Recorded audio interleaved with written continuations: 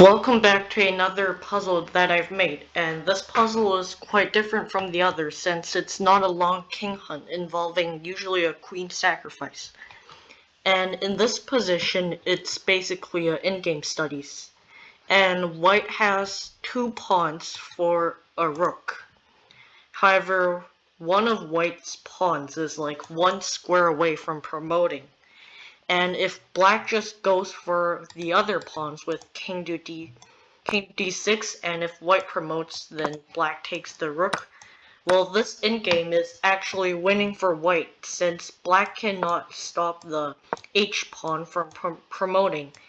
And even after taking a bunch of the other pawns, white will still have a queen and will possibly be winning. And white is actually winning by 12 pawns.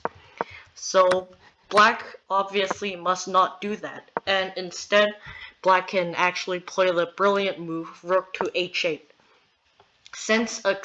And this stops the pawn from promoting. Since accepting the rook sacrifice will quickly lead to a forced mate within a few moves, after black puts white in zugzwang, because black's king controls the white king from getting out, so white cannot promote the pawn that's currently on h7.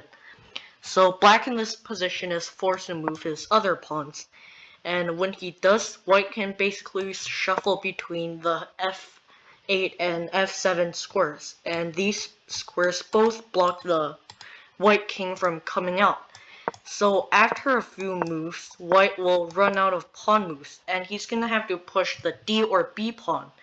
And pushing both of these pawns is bad, since it allows black to basically promote, and black will basically promote before white can draw this game by stalemate or just make a new queen.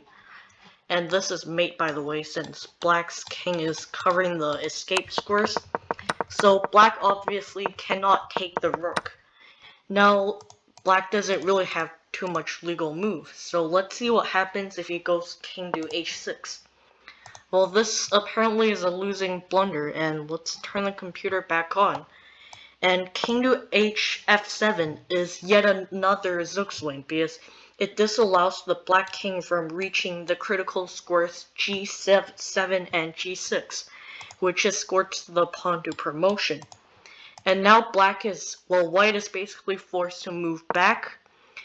And after black takes the pawn on h7, this is easily winning since white can basically protect this pawn.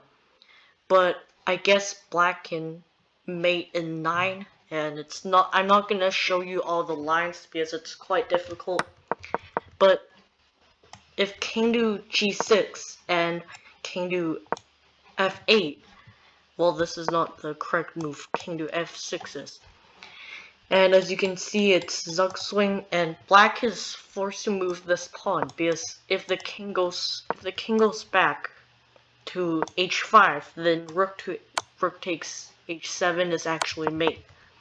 So white is basically forced to push the pawns, and black can shuffle back between f7 and f6.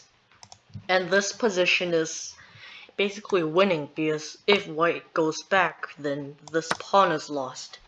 And so this pawn, and white will basically lose the game. Now let's see what happens if white goes to g6 instead. And this move is a bit better, and it basically allows the same move since it stops the pawn from promoting. And if the king goes to h6, then white can play king to f6. Well, black can play king to f6, and it will basically be the same zugzwang tactic again. So, and if white goes king to g7, then although there can be a draw, it's not a draw because if king to h6, then simply king to f8, and if white goes to f6, then this is winning since there's no way to stop this pawn and this pawn from being taken. And this is possibly one of the best in-game studies that I've ever made. And it was actually inspired by a game by Aronian versus, I forgot the other guy. but I've added some minor pawn changes, so it's not entirely copied, but the rook to h8 idea is.